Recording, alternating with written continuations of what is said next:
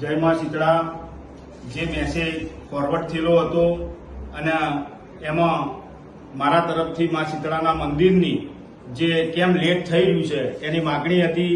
તો ભુવાજી જોડે અમારા ટોટલી વાતચીત થઈ ગઈ।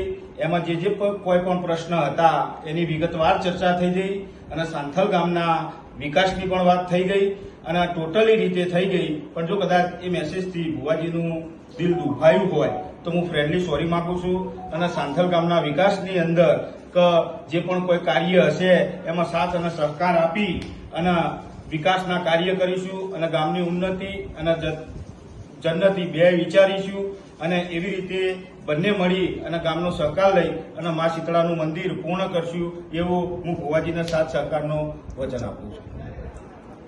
जय दीपोमा जय माताजी मारा वाला चाहको मित्रों जय शीतळामा हर महादेव मित्रों हमारा उपेशभाई पटेल અને હું છું ગમન સાંથલ જે અમારો 4-5 દિવસ પહેલા ટૂંક સમય પહેલા જે મારો વિડીયો અને ભાઈનું જે પોસ્ટર હતું અને જે મેસેજ ફરતો કર્યો હતો એનું સમાધાન થઈ ગયું ઝઘડાનું।